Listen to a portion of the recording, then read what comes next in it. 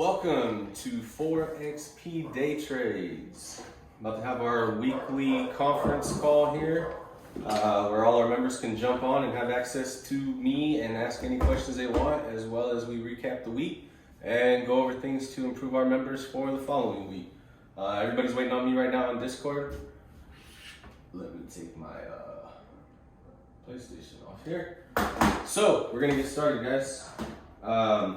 Please subscribe, please like this, please share this. Our service is gonna get shut down at 100 members. That's not a gimmick, that's not to try to get you to sign up now. If you don't, you lost your chance. We're at 25 members, we're growing at a pace of 4 to 5 a week. My guess is at absolute latest in June, we will be shut down. Anyway, enjoy guys, and if you want more information, give me a shout. You can follow us on Instagram. It's at 4XP_day_trades. You can also find our YouTube channel, which is right here, and share it with your friends. We give away free trade picks every single Friday that are 20-0 right now and have won an average of 100% in under a month. So go win some free money even if you don't sign up for the service and make millions. How's it going, everybody? Everybody ready? Everybody ready? It's 7:45, December 18th. I'm gonna go ahead and get started. I'm gonna sound like I'm beating a dead horse here because I went over a lot of this last week, but it needs to get got over again because just talking to some people this week, I saw that not everybody's doing it, and it's where a lot of people made mistakes that cost them some money. This was a phenomenal week. Absolutely, positively, you should not have lost money this week. If you did, you broke the rules, period. So I'm just gonna recap kind of getting ready for the day. So number one, if you plan on day trading, let me back up. Number one, you don't have to use this service to day trade whatsoever. You can make plenty of money, not day trading. You can make plenty of money, like just as fast, almost, by not day trading. Day trading is fun though. Day trading is lucrative. Day trading can be insane. I can take calls from $78 to $6,000 like I just did this week. I could take calls from, $46 to $3,000 like I just did this week. I could take calls like, what the hell was that called? FireEye that we were on today. That I think I bought it 48 cents and sold it like 242, the majority of my position, and then I got 3 weeks to roll. So the reason why I'm able to do these things is one, I wake up early, I wake up well before the market is open, and I study. I don't expect you guys to do that. That's what you pay for. You pay for me to study and to give you the information. I study all night, I study all morning. I kid you not, I might sleep 3 hours. You can verify that with my wife. She hates that I don't sleep, but I finally learned how to turn it into something useful. So she can't complain about that. If you're not up at least 30 minutes before the market opens though, and you think you're gonna day trade, I will be the first one to tell you, you're gonna fail. You need to get up half an hour before the day opens. If you're on the West Coast, unfortunately for you, that's 6 o'clock in the morning. I'll be completely honest with you, I'm jealous of you guys, because anytime that I'm back home in the Bay Area, I get to start trading at 6:30, and I can stop at the 11 o'clock lull, which is 9 over there. So in California, if I lived there, I could be done trading at 9 o'clock and go golf around every single day. It would be beautiful, but I don't live there. I live in Texas, so I've got to grind till at least 11:30 every day. And power hour over here is 2 to 3. We're back home, it's noon to 1, and you're done at 1 o'clock. That's beautiful. So get to your computer half an hour before the day starts. Get logged on, print out your charts. The daily charts come out every single day. You should be up in a significant amount of time to be able to email, print, copy, paste, email them to yourself, print them out, and actually read over all of the notes on the different plays that honestly should take no longer than 5 minutes from start to finish, everything that I just explained. And then look at what you want to play. Have a plan. I put setups in the notes for a reason. Those are the best setups that I see at the time before the market's open. That could change within the first 5 seconds of the market opening. But that's what I see at the time. That's what I put there so that you guys have the opportunity to do your homework and pull the trigger before I alert it. Once you get to the point where you're studying enough to pull the trigger before I alert it, you're gonna start making more money. And I mean a lot more money. When I first started doing this, I realized the most wonderful feeling in the world was that when I got in on a play that one of my mentors had been telling me to watch for, and I picked the play all on my own well before he picked the same play. When that happens to you, that's when you know you're doing a good job. You're following the program, you're sticking to it, you're doing a good job. We'll teach you how to get there. It takes a lot of hard work. So have a plan when you get up in the morning. If you're new, don't make more than 3 plays a day. There is absolutely no reason to make more than 3 plays a day if you are new. If you want to make a career out of this, don't just throw your money all over the place. Read the rules over and over and over and over again until you know them like the back of your hand. If you have any questions about anything that is unclear on there, please email me, text me, call me, hit me up on the Discord. Let me explain it to you so that it makes sense. Because there's really no reason that any of us should be losing money week in and week out on this period. If you have a plan before the day starts, execute your plan. Part of the problem is that people have this fantastic plan when the day starts, but one of 2 things happens. One, whatever their plan was, it didn't work out. And that person didn't wake up early enough to have their backup plan of what they need to do if it doesn't work out, so that they can execute that plan while it's not working out, rather than do one of 2 things, either just take a loss or sit there and hope on wishes and prayers and dreams that your call's going to come back and magically somehow be worth some money, and you're so far down that you just say, oh, well, screw it, there's not that much money, I'll just let it go. Complete, absolute wrong way to invest, period. Our job is to protect our money, not to say, screw it, let it go. Now, when you see me towards the end of the week talking about lottos with profits, super lottos, those kind of things, those are things that I 100%, I don't expect them to go to 0, but I'm okay with them going to 0, and I know my risk going into them that they can go to 0. I obviously think they're going to do phenomenal, otherwise I wouldn't pick them. But I know that the risk is extremely high, and I know that the reward is extremely high. Therefore, I let you know, hey, this is a lotto, I'm only using profits. So if it doesn't work out, oh well, I took a shot, I missed, I didn't blow my capital. I used some of my profits to take a shot. You should never take a shot with capital, ever. Don't take a shot with your trading capital. Take shots with profits. And if you want to take shots with profits the same day, that's fine. But don't just start blowing all your profits. I want to talk to you guys about when you execute your plan properly. You should have levels that you know where you're going to plug out at, progressively locking your gains. If you do not progressively lock in gains, you will lose over and over and over. I've been down that road, I've done it. I sat there because I know that I can make over 100% on every play, every day, so I thought I need to make over 100% on every play, every day, and if I don't, I'm failing. And that is the wrong attitude to have, the wrong mindset.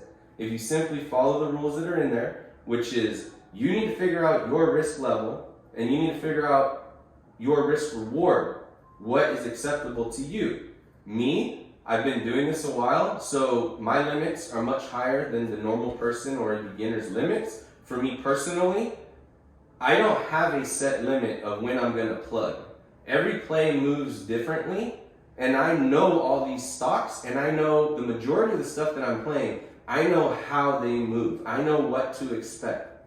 I know that Tesla is going to give you head fakes before it ever gives you like just a lottery ticket. I know that Zoom is going to give you massive pullbacks, and if you don't take money on the way up, you're going to lose and decay. Like, there's so many different stocks that I could tell you how they act, and that is why I have the ability to know what I'm going to change my progressively locking in my gains, at what percentage I'm going to do it, depending on a lot of things, depending on the stock, depending on what day of the week it is, because it depends on how fast decay is going to be, depending on if I've researched this thing enough and it's a long, not a daily, and I know that it's well above its 30-day moving average and 50-day moving average, and it's breaking 52-week highs, and there's absolutely no reason that I should sell it.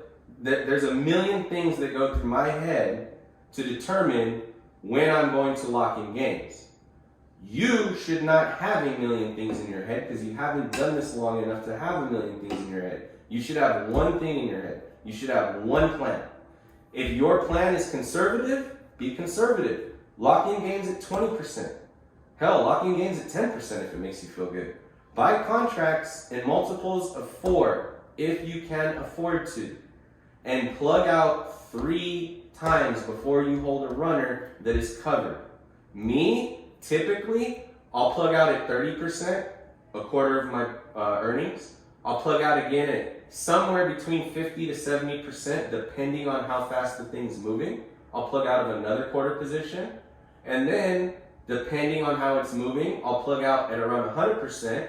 But if it's flying and I know it ain't gonna stop, I might give it some room and wait till about 200, 250% before I plug out of my last quarter. Then I let my runners run. And not only that, if I'm well above 100%, like over 200%, there's no reason that you should let that go to 0. Those are worth a lot of money.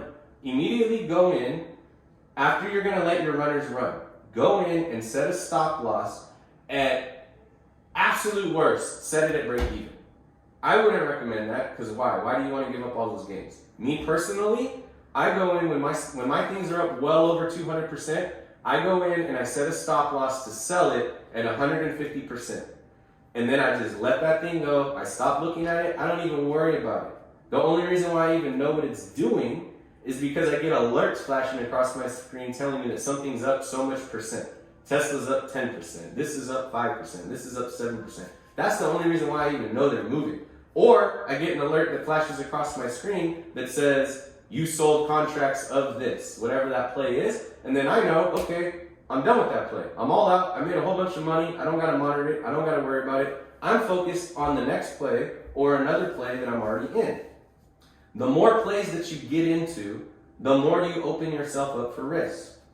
If you notice, on Mondays and Tuesdays, typically, not always, typically, I'm very conservative and more like a sniper with my plays. There's not so many. That's when I'm trying to hit my major big winners that I'm really confident on, is on Monday and Tuesday. By Wednesday, I should be playing with profits and I should be protecting everything that I made. And from that point forward, from Wednesday forward, Wednesday, Thursday, Friday, I will not take more than half of the profits that I made on Monday and Tuesday, and that's my ammo. I get half of my profits to play with the rest of the week. If I run out, I'm done. I had a good week. I made gains. I profited a good amount of money, and I didn't blow it. But I took shots, and possibly I go and triple and quadruple and quintuple it by the end of the week. But my risk is now completely off the table. I no longer have risk. All the risk is gone. I already made money. I'm playing with house money. You can't lose. It's literally impossible. So, know your limits. Know what your goals are. Know how fast you want to get there. Know how much money you can afford to lose. Know how much money you can afford to play. Know how much money you can afford to have in your account. Also, know that whatever the amount is that you have in your account, you should have at minimum 20% of that in cash on the side, separate from that account, ready to have access to at any given time.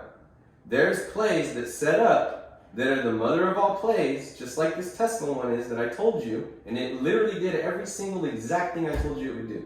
Like, I couldn't have played that thing better if you gave me a book.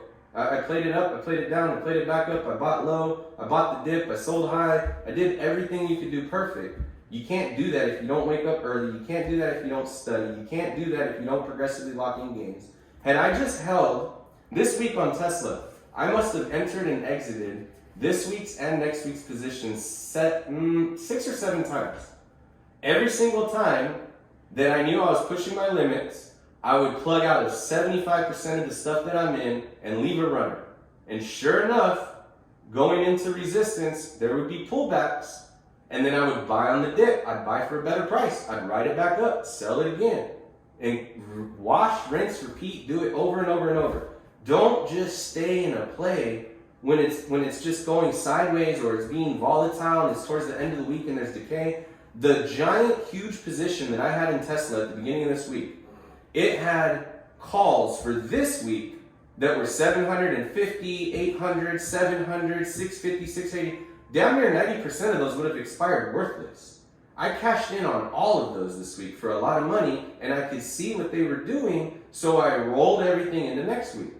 And it did exactly what I thought it was going to do. It worked out perfect. I negated all the risk. I took the risk off the table. I rolled it to next week. I took all my profits, and I'm happy. I got nothing to complain about. I'm set up beautifully for Monday morning. Tesla's absolutely flew after the market closed. I expect it to fly even more on Monday, but I also fully expect it to hit a certain number and just absolutely fail miserably and horribly before it finds where it wants to rest. For all I know, Tesla can go to as high as 1,000. I doubt that's happening. I do think that it could get as high as 800 before it just like falls off a cliff.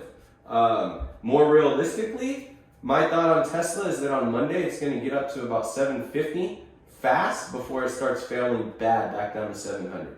And at 700, if it doesn't hold, I think it'll get back down to 650 and even maybe get down to 600. There's going to be a lot of people, not me, I'm a forever hodler of Tesla, but I've got a lot of Tesla in my account from pre-split at like $67.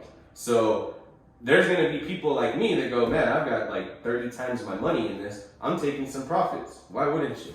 I'm not, because this is in my retirement account. I'm never selling this. Tesla's going to be the first $5 trillion company. I promise you that. Write it down, put it in stone. They'll be the first $5 trillion company on the market.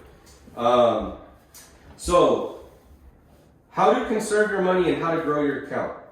At the end of the week, wire out your gains weekly. I will tell you what I do. I can't tell you what you should do. I will tell you what I do, and I will tell you how I grew my account tenfold in a year. This is what I do. I have a set amount in my account. Let's just say that amount's $100,000.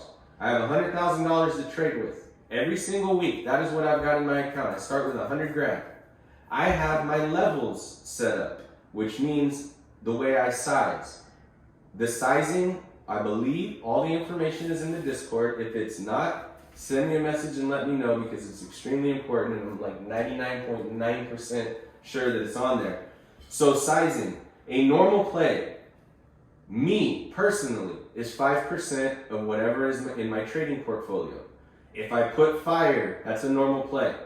If I put half size position, now it's half of a normal play. So rather than playing $5,000, which is 5% of my capital, I'm playing with $2,500.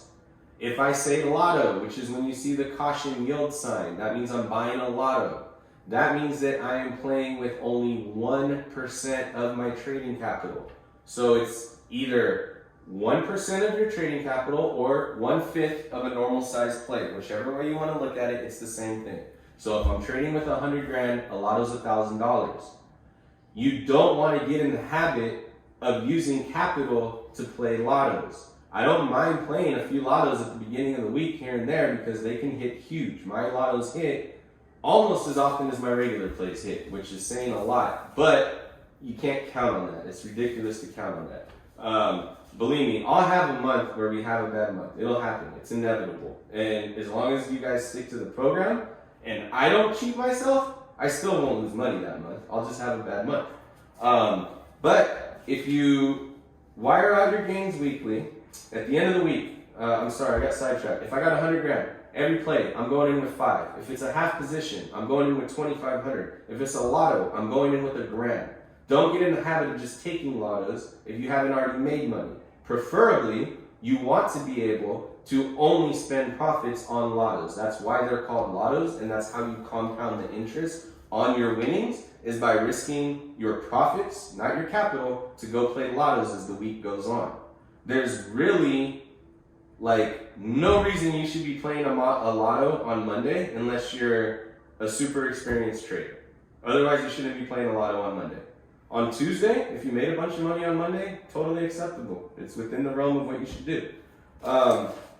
So, at the end of the week, guess what? My account's going right back to $100,000. If I lost money, well then I'm not touching it. I'm not touching nothing. I don't put more money in there. I don't take money out. I don't do anything. I wait until that account is back above $100,000. I haven't had a losing week in a long time, so I don't know what that's like. But I can tell you what happens when you got more than $100,000. At the end of the week, what I do, let's say I made 10 grand. Half of that, I'm buying Bitcoin immediately, and it's just staying in my account, not touching it. I have accumulated so much Bitcoin like that, it's not even funny. Bitcoin is like 50% of my entire portfolio of my holdings now. So half of your winnings, buy Bitcoin. With the other half that's left over, a quarter of it, I put it into an account that is going to add to my trading capital, and I just store it there. You can either pull it out and store it somewhere where you don't get any interest because you're not a disciplined person and will touch it, or if you're smart, you'll leave it into a different stock account and put it into something else. I mean, put it in Ethereum. Ethereum's phenomenal. It's going to probably be a bigger winner than Bitcoin. It'll never be worth more than Bitcoin, but percentage-wise, from here on out, Ethereum, I think, will have a bigger run than Bitcoin will percentage-wise over the next 20 years. So take half of it, put it in Bitcoin, take a quarter of it, buy Ethereum, the other quarter of it, go put it in a super safe ETF, and that's the money you're going to save to pay your taxes at the end of the year for all this money that you make. Berkshire Hathaway, I would never put my money there. It's garbage. I've got a million other ETFs that will gain me 50% minimum. I'm not going to give these ETFs away to you guys because I have a service that you can pay that gains 100% a year on average of a portfolio that's just made up of ETFs. I will give you guys one. It will be volatile. If you decide to play it, go for it. It'll make you a lot of money. But don't go sticking your money there and watch it every day because it's going to go up and down, and at the end of the year, there will be a lot of money in it. Let me pull that up now because I'm just going to pick one out of my ETF portfolio. I'm doing that right now. Okay, XBI. That you guys want to write down. X is in X-ray, B is in Bravo, I as in India. This is an ETF fund that is a bunch of stocks in the biotech industry. Biotech stocks are some of the most volatile stocks in the stock market, period. Year to date, let me tell you what this did. Year to date, oh, let me look on this computer, sorry. XBI. Right now, while I'm looking this up, does anybody want to take a quick question while I'm looking this stuff up before I continue?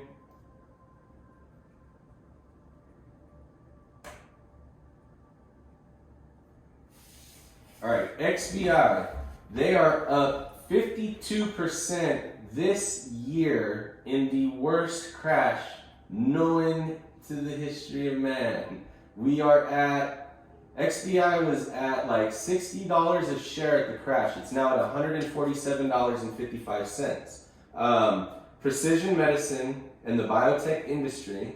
I know last week I went over a few of what I believe are the mega trends where the most money is going to flow into over the next decade.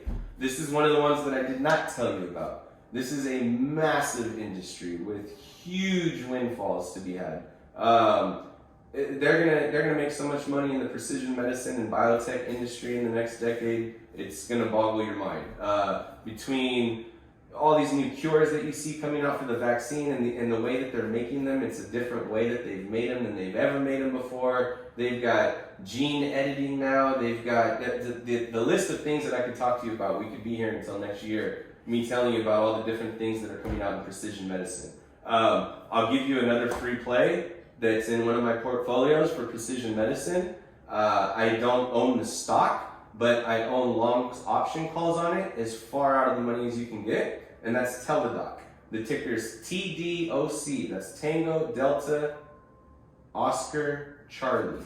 Teladoc, TDOC. Teladoc, I'm not going to sit here and go over it forever. Go do your homework. Go look at them. I might look for maybe an article that I have on them and post it on the Discord to give you guys a little bit of info. But if I'm just giving away plays over here, you got to do some homework yourself too. All I can tell you is that I 100% believe that Teledoc will be up 500% from where it's at right now in 5 years.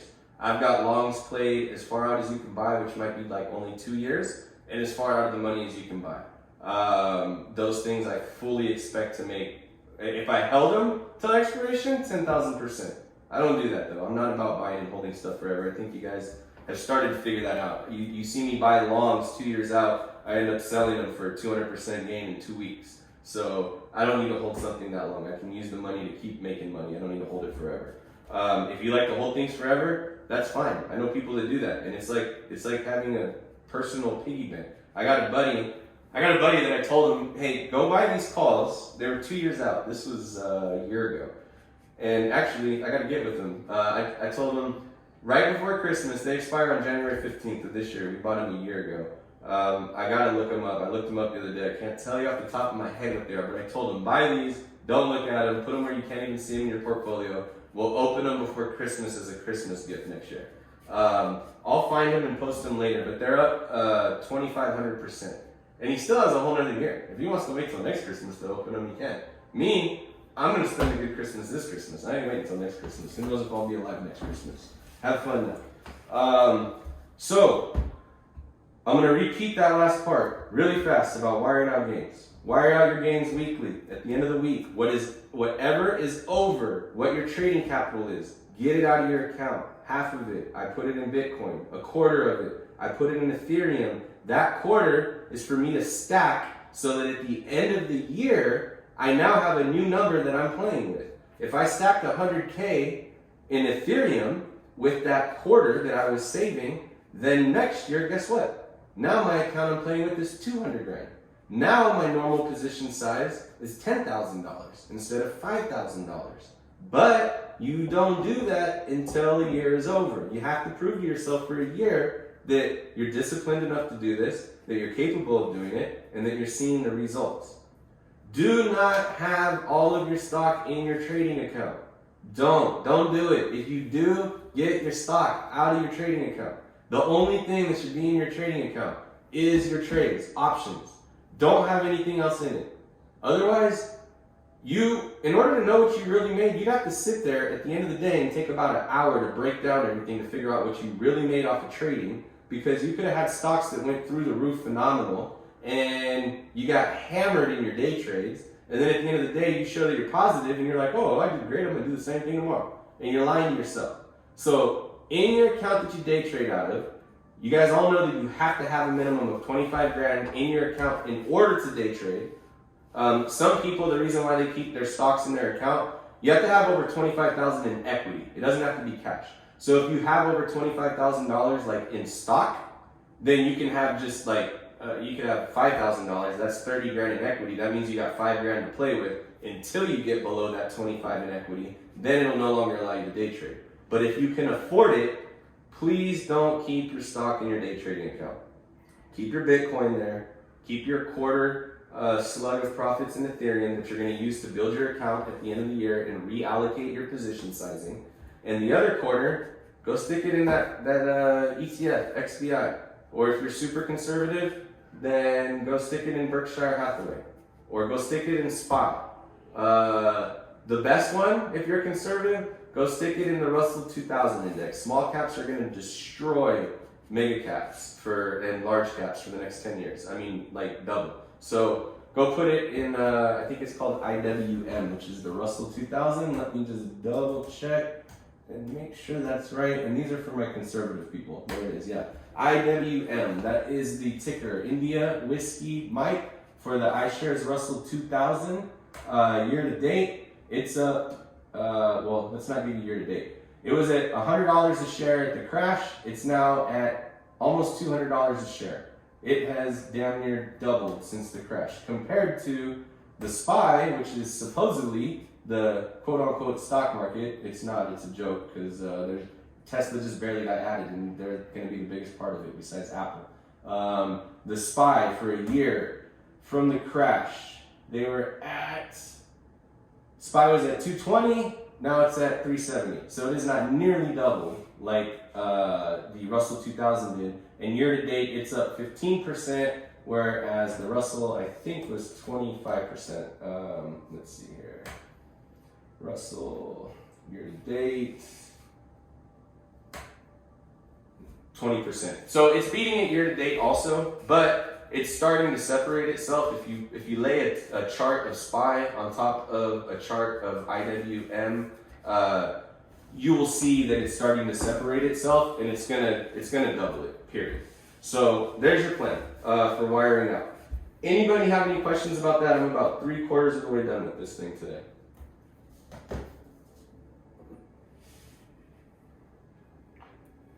There's a lot of people on the call, so I'm going to give it a whole minute if anybody wants to chime in before I keep going.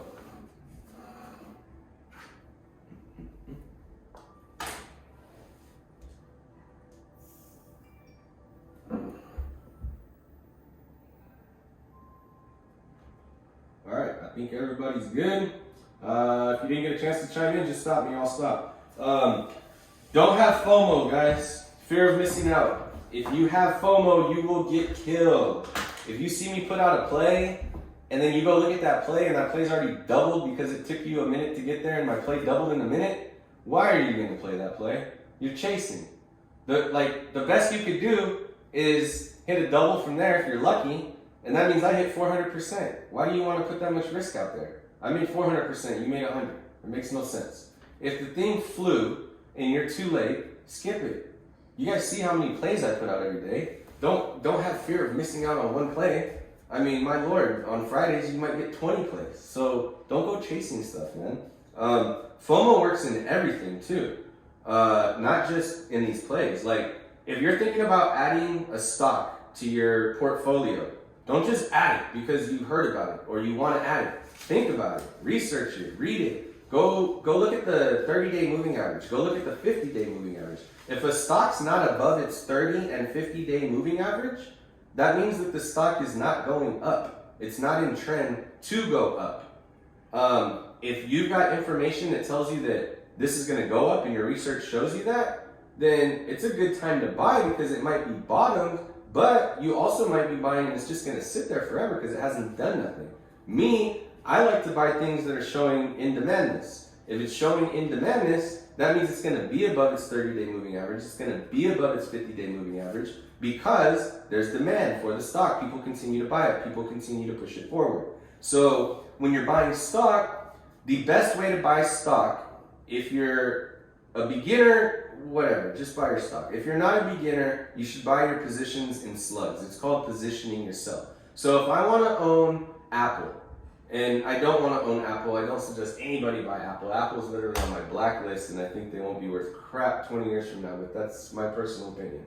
Apple does more stock buybacks than any other company in the world, and it's disgusting how bad they inflate their company. And they've had like no new innovations forever, and they're on a train wreck downward for the next 20 years. So don't buy Apple. But let's say I wanted to buy Apple. If I wanted to build out a position in Apple, the first thing I need to do is decide how much do I want to invest in Apple. So if I want to invest $25,000, or 20 is a lot easier. If I want to invest $20,000 in Apple, I'm going to buy 4 slugs. I'm going to buy 1/4 position right then and there. Then the next time that I see a significant dip, I'm going to buy another position, another 1/4 position. Then I'll start looking at the charts and the moving averages. If it looks like it's going up and it's in demand and it's not going to come back down, well then I might need to speed up buying some more positions. I will never fill out an entire position in 1 year though, because what happened this year could happen any year. So if I was disciplined in my buying, I'll give you a perfect example. Wayfair this year. I started buying Wayfair at about 78 bucks, I think. And then I want to say it got up around $200 before the crash. It got down to like $20 freaking dollars. And now, let me see, I don't even look at Wayfair anymore. It's tucked away in a portfolio that I don't look at. Wayfair is now trading at, hold on here, $276. So, I bought back in August of last year. Yeah, I bought it like $60. August of last year. Something like that. It got as high as 150-ish, 120-ish before the crash. It crashed. It got down to $24. My position was down 66% from where I originally bought in. Now, from where I originally bought in, I'm up like, what would that be?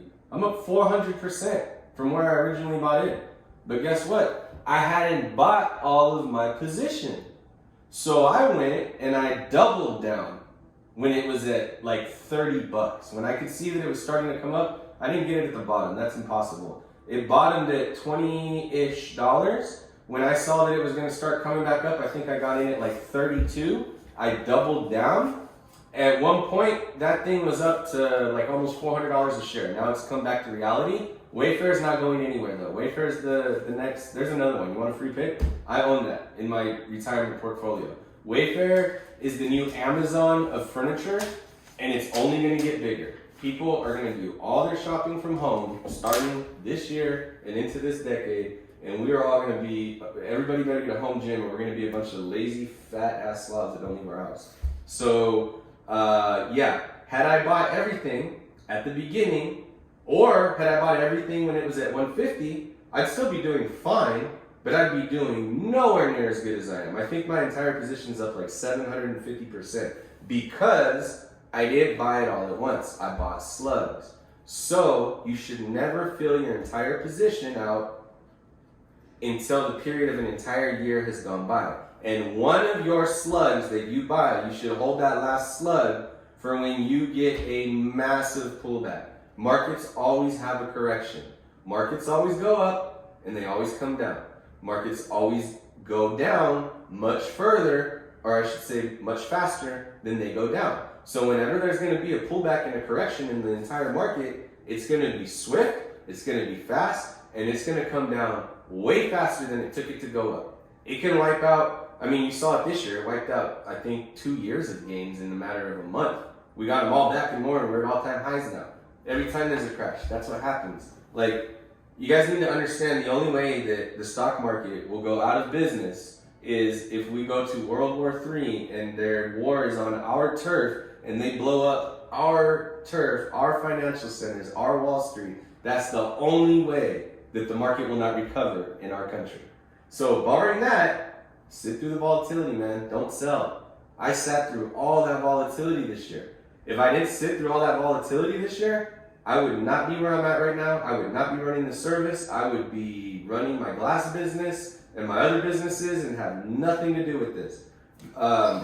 My wife, this year, when the crash happened, hopefully she's not on this call, she wanted to sell everything. And I mean everything. She was so scared, and I'm not gonna sit here and say I wasn't scared. I was scared, but I'm smarter than that. I'm not gonna make a knee-jerk reaction, and I'm not saying I'm smarter than her. I'm saying I'm smart enough to understand the markets. I wasn't gonna make a knee-jerk reaction and sell and cough up 80% losses or whatever it was, 60% losses of everything. I mean, Bitcoin, Ethereum, everything was in the gutter, man. Had I sold, I would be sitting on, I don't know, $40,000 right now. Maybe, if I was lucky. But instead I held, and everything in my account is up over 100%. I'm invested in stocks that move. I'm not invested in garbage stocks. If you guys want to learn about investing in a retirement portfolio with good stocks, you let me know. I'll help you set up a portfolio. Don't listen to the people on the news and on the talk shows. They tell you to buy the same stuff that they're invested in to try to get you to blow up their stocks that are conservative, that they go and they bet on for their customers because they need safe places to put their money with guaranteed small gains. I look for guaranteed big gains. The big investors cannot buy into small cap stocks. The reason why they can't buy into small cap stocks is because they have so much money they have to invest. They would literally buy the company with the size of position that they have to buy. So they can't buy into small cap stocks. That's why small caps, micro caps, we've got a massive leg up on the competition. We can make more than Wall Street every single day of our life if we know what we're doing. So if you want to set up a portfolio, please ask me, I'll help you. The money that it costs you to set up that portfolio, you'll get paid that back double in the first year, and you'll get to hold that portfolio the rest of your life, and just watch it rack up. I also teach how to build portfolios for dividend accounts for people that are retired. If you got a huge chunk that you want to set up on stocks that are not only going to gain, so your portfolio is going to gain, but are going to pay you dividends every quarter. I've got people that live off of dividends. You could put a couple million in the bank into dividend stocks that you might get a 10 to 12% return out of every year as far as the equity in the stock. But if you've got, I don't know, say $1 million sitting in there, you're gonna get like $100,000 in dividend payments a year. Like every day, every other day, you're gonna be getting a dividend payment from a company. It's every quarter they pay them, and you're gonna get like 100 grand in dividend payments. So once you retire, you want to have a dividend portfolio. That's what you live off of. You live off your dividends. It's free money. We'll get there, all you guys. I promise.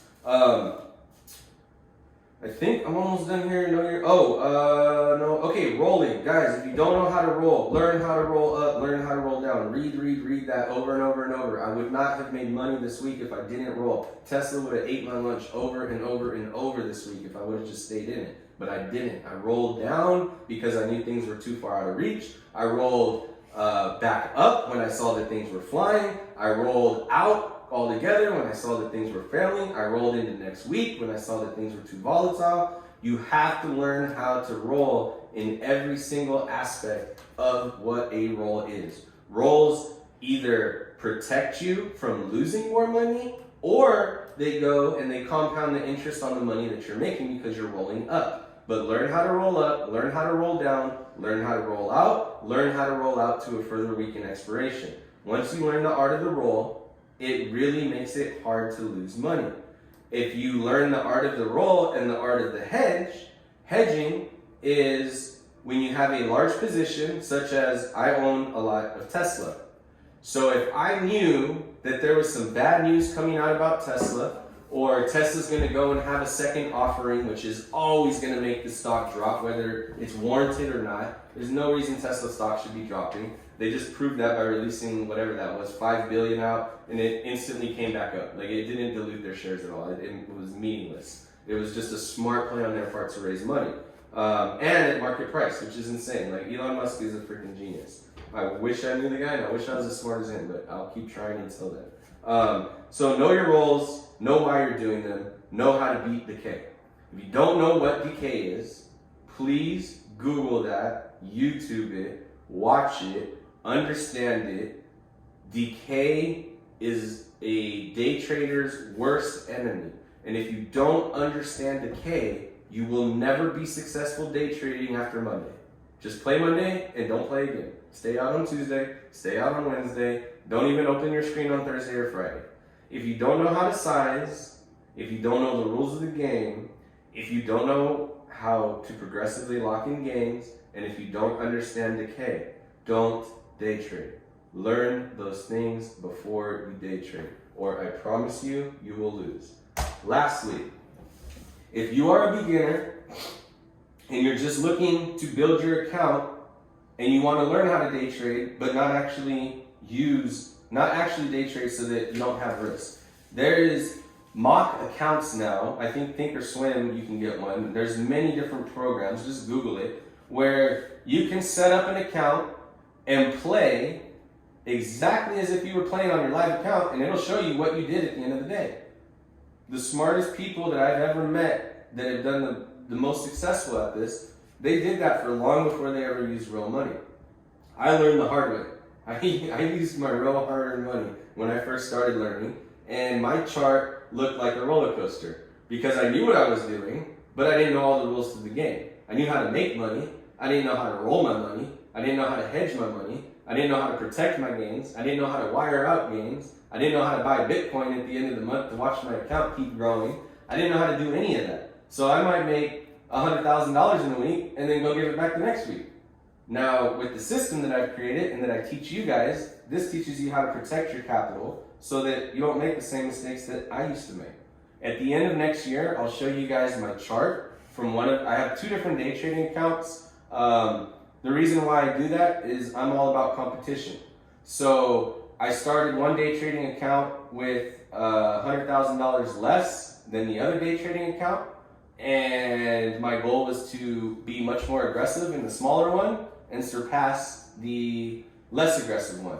I started doing that about, I want to say 6 months ago at least. I have now officially, as of today, I surpassed the bigger account.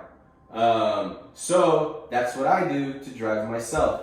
I don't have any, there's nobody to compete with in this industry. That's the beauty of this industry. I've owned so many businesses in so many different things, and people can mimic what you do, rip off your ideas, steal them, and go make money off of them. That's the American way. And unfortunately, it's happened to me over and over and over and over in every single business that I've ever been in. The beauty of this business, I am not rooting against you. I want you to win. I don't want to steal information from you. I have all the information. I don't want to keep the information from you. I want you to have the information. The more money you make, the more money I make. The more plays that you're in that I'm on, then the more those plays go up faster and the more money we both make. Unless I'm playing with somebody on my service who is my arch enemy and has 5 times the money that I have and is on there just to dick with me and play the other way, that's the only possible way that I can get hurt. And believe me, I'll have that person weeded out in one day and they'll get kicked off the service. This service is getting shut down at 100 people. It's only going to be 100 people that I know personally, and I'm not worried about those type of things. So you making money, that's awesome. I want you to make money. I want you to retire. I want you to be able to use this service the rest of your life to never have to leave your house again if you don't want to. Go retire in Barbados. Like, I'll tell you guys right now, that's been my plan forever, Barbados. My wife knows that. I told her that when we went to go visit 10 years ago. We're retiring in Barbados. So if and when my kids are out of the house and off to wherever they're going when they're old enough, I'm buying property long before we move. I'm going to have a retirement home in Barbados. I'm going to make sure I get the biggest, baddest, high-speed internet there is, and I'll trade from the beach every day. And that's my goal for all of you guys. If you don't like Barbados, whatever. Just don't tell me you want to move to Oakland, all right? It's not fun. Guys, I'm done. Please, floor is open. I will stick around as long as 9 o'clock, which is 29 minutes from now. Ask me any questions you got.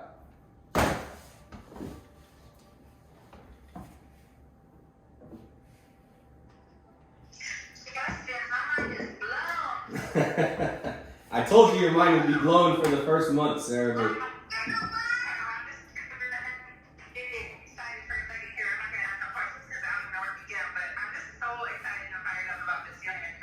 well, awesome. Just I'll load this up to the YouTube when we're done here at 9 o'clock, Sarah, and then just go back and take notes from that. And if you got any questions, just give me a shout. You're welcome. You can log off if you're all done, and I'll wait for anybody else that's got questions. All right. Bye, Sarah. Can you talk a little bit about, I kind of understand, can you cover a little bit more? I know as the week goes on, I want you to cover like a little bit more in depth about the K, if you could. Sure. So at the beginning of the week, on Monday, when we buy a call, I'm looking at my screens right now. Let me see. Okay, so I bought a whole bunch of calls on Airbnb today for next week because I think Airbnb is just going to explode next week. So when I buy the calls for next week, the week before, the decay is next to nothing. Unless that stock moves huge, my premiums are barely going to move on my option if I'm playing next week's, the week before. They'll move, but they're not going to move like the same weeks. The closer you get to Friday, the faster the options move, both directions. So what decay means is if I'm holding a Airbnb call for next week, $160 call. Let me look at this right now. Let's see. Okay, so I bought some $160 calls, and I bought 10 $170 calls, and I bought 4 $160 calls for Airbnb next week. Right now, my position is down a whopping $52, 0.65%. I could care less. This play was to be set up to rock and roll on Monday. I bought it halfway through the day today, And this position I knew I wanted as a full position, Ronnie, so I don't know if you were paying attention on the Discord. I didn't buy it all at once. I wanted this for next week, so I wanted to see what it would do. I bought a bunch, it dipped, so then I bought some more, it dipped again, so then I bought some more, then it started coming right back up to where I was originally at, so then I bought some more calls, and I filled out my entire position. I got within $2,000 of where I wanted to get. I wanted this position to be 10 grand, and I've got up to 8, and I'm at about even. So that's beautiful. I'm ready to rock and roll next week. I built it out exactly the way I want. Now Monday, when this thing opens, right now it's at 160. So my 160s are already basically going to be in the money as long as it opens above 160. Anything that's in the money, it is not going to be that volatile. Meaning, as long as the stock stays around there, the price of your premium is going to stay around there. When it starts going up, that premium will start going up. When it starts going down, as long as it goes down and it holds a support level, it shouldn't drop much more than where you bought in at. Once it starts breaking support levels, that's when you'll notice it start dropping. But as the week goes on, decay happens faster and faster and faster. By Thursday, if you were to buy a 160, I bought these at $7.80 a piece. So actually I bought them for less. I'm down on the 170s and I'm up on the 160s. Let me see. I bought these at $7 a piece. So I'm actually already up $80 on every one of these contracts for the 160s. So I bought these at $7 a piece. They're now at $7.80, Ron. On Monday, when I open up, if Airbnb opens up, well, these are going to be even higher. Now, my break-even price is $167.10. Your break-even price is always the strike you bought plus the premium you pay. So I actually paid $7.10 per contract. I bought the 160 strike. That means that if Airbnb by Friday is not above 167.10 and I didn't sell my option expires worthless. So, come Thursday, if it's not above 167.10, that premium is going to be a lot less than $7.10 because there's got to be a buyer out there for it.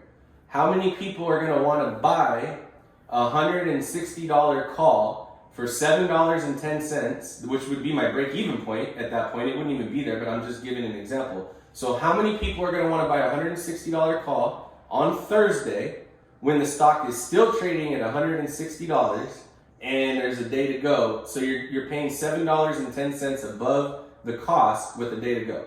Nobody's going to want to pay that. So that's why the premium decays. Now on the flip side, when decay is really bad, like on Thursdays and Fridays, when something moves the right direction, it flies. And that is why on Thursdays and Fridays, you have to progressively lock in your gains much faster because it will fly. And then one pullback, not only on a pullback, say it goes from 160 to 170 on a Friday, okay? That contract might pop double, easy. It could easily pop double. But as soon as it pops and it comes back down, if it comes back down right to where it started on a Thursday, especially on a Friday, it's going to be worth less than before it started to go. And that could have taken 10 minutes. It could have popped, you could have doubled, and then a whole bunch of people took their profits, and then that drives the price right back down. And then now there's less people in the play, and it already popped. There's less people that want to bet on it, and your premium just decayed a whole bunch. So you got to understand that as the week goes on, decay is faster, but you can also use that to your advantage once you learn how to scalp and you understand that you could get in on these same plays for way cheaper on Friday. So, perfect example would be the same play. I paid $7.10 for it today. So it's got to be over 167.10. When I bought it, it was like 155. Now it's trading at 160 almost. So when this call gets up to, when it gets up to 170, I might be up double. Now, what would be much smarter would be to go ahead and take that money, at least most of it, take most of it off the table, and then go leave that one runner. At the same token, if I think it's going to do well, then what I'm going to do, Ron, is I'm going to wait for the massive pullback. And then if I think there's a reversal or I could see a reversal, that same call that I spent $7 on, after a big pullback on a Friday, it might cost $1. And then if it can go and manage to make a run to get back where it was before that pullback, it might get to where your original call would have broken even, which is $7. But guess what? I bought it after the decay at $1, and then I wrote it on the way up to $7. That same option, I just made 700% on it in a matter of minutes, in the same time that somebody else had it, held it, watched it go double, and then watched it come back down, and then watched it decay, and then hoped that it would just come back so that they could break even. Does that make sense?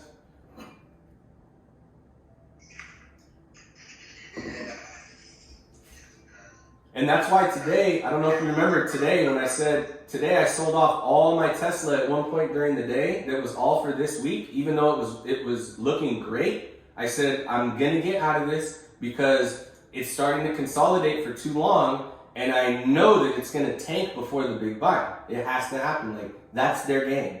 If they gotta buy $85 billion of shares of Tesla, they're not gonna buy it at that price. They've got friends on the inside that are gonna go sell billions of dollars of Tesla just so the price could get down for their buddies. Then they're gonna go rake 85 billion and pop it up and let everybody else buy in. Like, you gotta understand, that 130-point pop, when you saw Tesla today go from up, like at 660, down to like, what did it get to? I gotta look at my screen. I think it dropped negative, like 580, and then it instantly dropped back up to like 630. Those are people selling blocks so big that in that second, they literally made hundreds of millions of dollars. And we're the idiots over here that get screwed by it.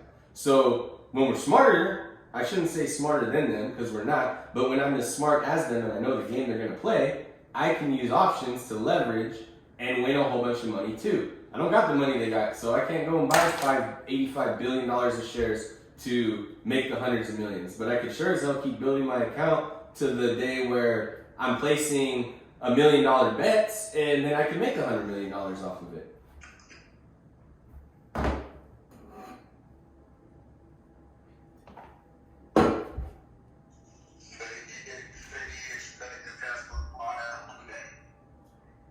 You were breaking up there bad. What was that, Ron?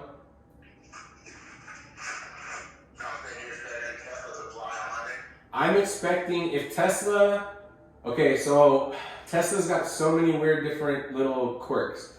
If Tesla opens down on Monday, like pre-market, if it's down, but it starts to creep up as the market's about to open, that's a real common thing that Tesla does when it's about to just go on a huge run. So if I see that, I'll be happy. Now also, Tesla a lot of times likes to open way up, and then the minute the market opens, it'll just crash and pull like all the way down to negative. It'll open 20 points up and then drop 30 points within the first 10 minutes. And then the other thing, so these are all your possibilities, and this is like me talking about having a plan. The other possibility with Tesla is that it opens way up and then it just runs and it never stops. It doesn't even look back until it hits whatever that monster number is where people got sell orders. Like I said, I think it's at 750.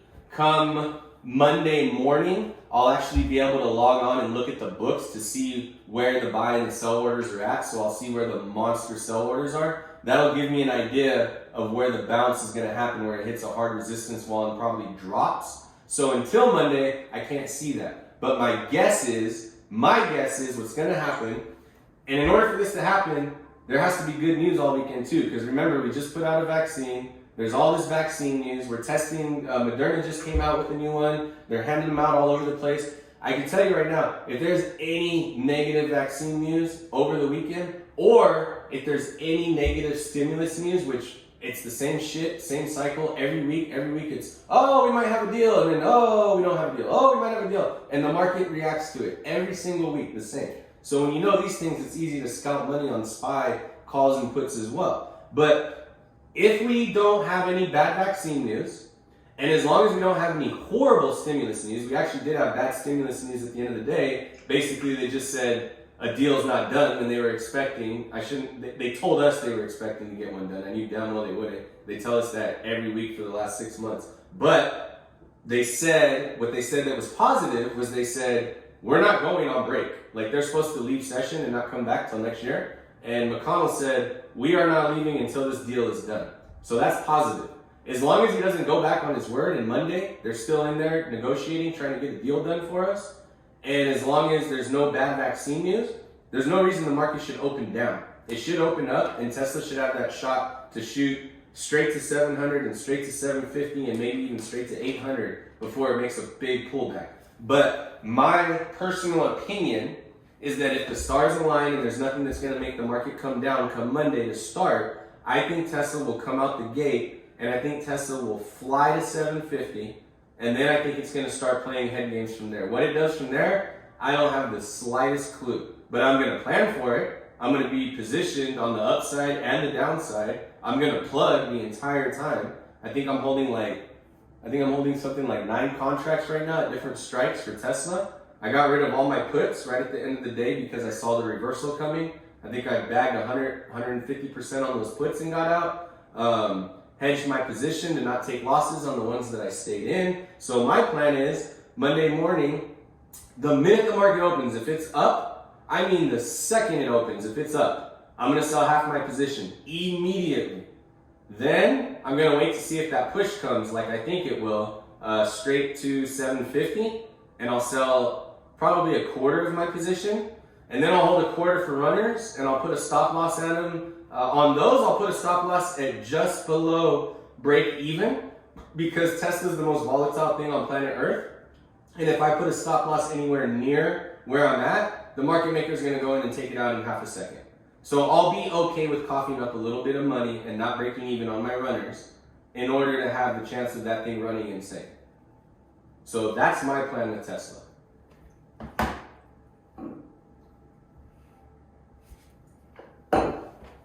Oh. Anybody else got any questions?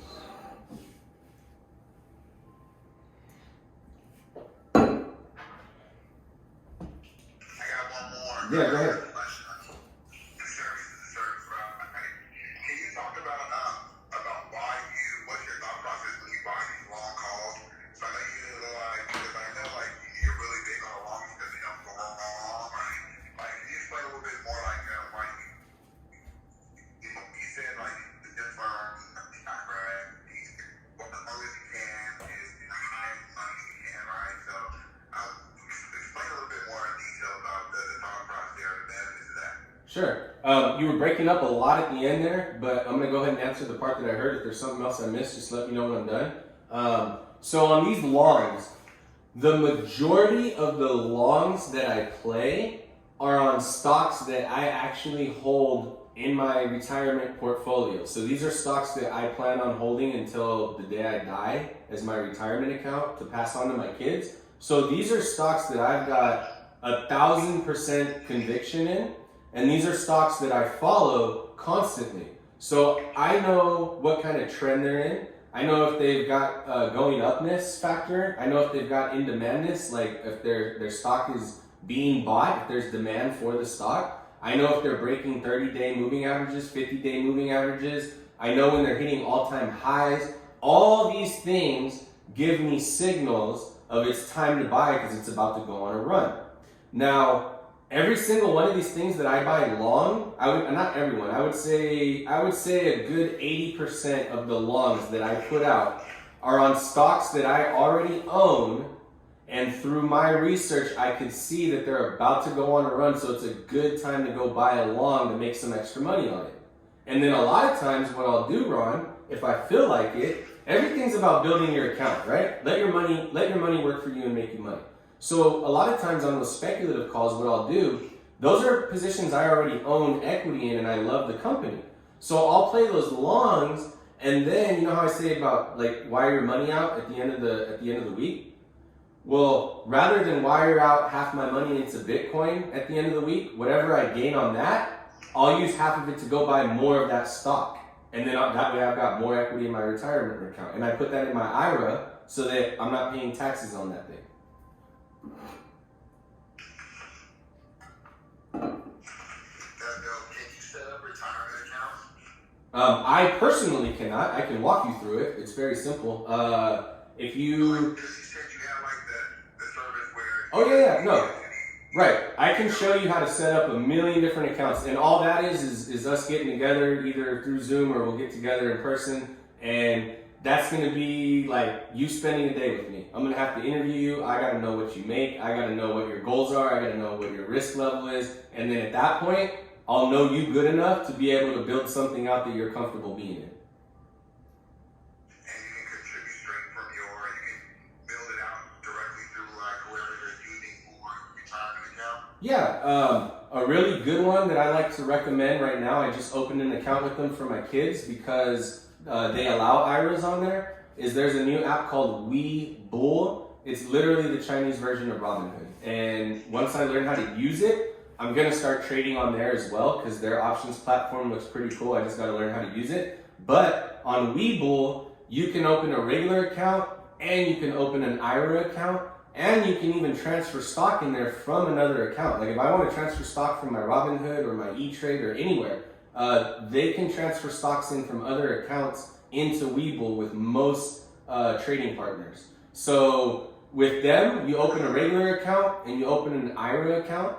And then you just keep buying stuff in your IRA account that you're gonna hold until you retire, and you never get taxed on that stuff. You don't get taxed on it until if you hold it till after you retire and then sell it, you pay an extremely low amount of tax on it when you hold it in your IRA account. Super, thanks, man. Yeah, no problem. Anybody else?